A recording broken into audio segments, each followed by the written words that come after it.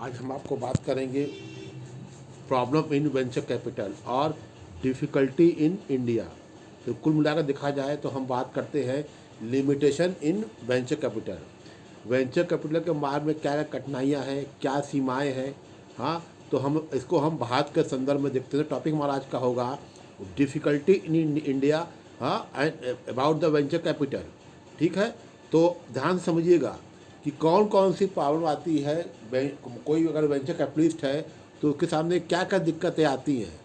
तो पहला हम बात कर रहे हैं, जो पहला पॉइंट है डिफ़िकल्टी इन इंडिया में, the restrictive legal and financial framework is one of the main reason for the lack of development of venture capital industry in India. देखिए, बात सही बात है कि जो तमाम तरह की जो कानूनी अड़चन हमारे हमारे देश में बहुत ज़्यादा है, जिसकी वजह से जो डेवलपमेंट होना चाहिए था इस फंड के द्वारा हमारे तमाम इंडस्ट्री का जो वो अभी आज तक नहीं हो पाया। इसका बहुत इसके लिए जो सबसे बड़ी जिम्मेदारी हमारे यहाँ जो कानूनी हैं वो उसमें तमाम तरह की दिक्कतें हैं और तमाम तरह की प्रॉब्लम क्रिएट होती है। दूसरी प्रॉब्लम क्या है डिफ़िकल्टी इन इंडिया में? Fundamentally they are no private pool of capital of finance risk venture in India. The financial institution occupy a dominant position providing long-term finance to India industry.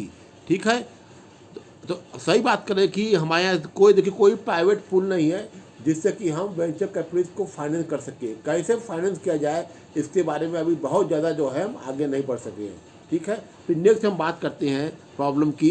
They are no private sector insurance company और pension funds gathering regular premium income and virtually no private banks willing to devote a small portion of their resources to the venture capital project। देखिए, अगर बात करते हैं अभी भी देखिए इसमें इतने ज़्यादा फंड की ज़रूरत पड़ती है कि तमाम जितने भी आपके कोई प्राइवेट सेक्टर हुआ या कोई प्राइवेट सेक्टर इंश्योरेंस कंपनी हुई या कोई प्राइवेट सेक्टर बैंक हुआ, वो बहुत ज़्यादा फंड जो है अपने किसी भी इंडस्ट्रियल को देने से वो कतराता है, क्योंकि जानता है कि हमको इसमें हम अभी तक कोई इंश्योरेंस का जो है रास्ता नहीं खुला हुआ है। फिर नेक्स्ट हम बात करते हैं डिफ़िकल्टी की।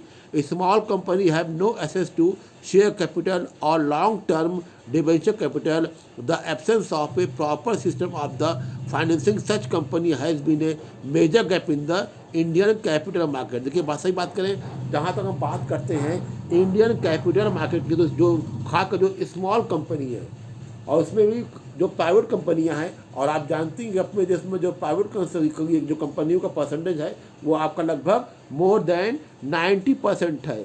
तो उसमें अगर बात करते हैं लॉन्ग टर्म शेयर कैपिटल की, तो ऐसा कोई भी उसमें देखा जाए, और ख़ासकर जो डिबेंचर फंड है वहाँ पे ऐसी कोई भी सुविधा भी अभी तक जो है हमारे जो स्मॉल कंपनी है उनको जो है company department of company affairs या गवर्नमेंट ऑफ इंडिया या RBI की तरफ से नहीं मिला। फिर नेक्स्ट प्रॉब्लम क्या है? while the government institution no doubt meet part of the venture capital requirement, their procedural delay and bottlenecks the government announced parameter for priority leading and strict stand up about security and collateral and the like often create problem for new entrepreneur wishing to set up enterprise in highly technology area। सही बात कर देखिए, अब जो आपके जो खास का जो आपके गवर्नमेंट इंस्टीट्यूशन है, हाँ, और खास का जो वे प्राइवेट वो और खास का जो वो वेंचर कैपिटल को होल्ड कर रहे हैं, तो देखा जाए अब आप सभी जानते हैं जो गवर्नमेंट का प्रोसीजर क्या होता है वो बहुत डिले होता है। और ख़ासकर इनका जो मेन एरिया का है कि रिस्की प्रोजेक्ट को हम फाइनेंस करेंगे, ये तो कोई ज़रूरी नहीं है, कोई भी प्रोजेक्ट रिस्की हो सकता है, आप उसको फाइनेंस तो करिए। फिर नेक्स्ट हम बात करते हैं venture capital financing involve funding of relatively new project with no proven record of market accessibility. This does not make the venture capital finance an attractive investment. They are other more attractive option to the end investor। देखिए, सही बात करते हैं। देखिए, बात करते हैं अगर फंड की अट्रैक्टिवनेस की बात करते हैं तो इसका फोकस किस पे होता है? क्योर न्यू क्योर आपका देखा जाए न्यू प्रोजेक्ट पे होता है।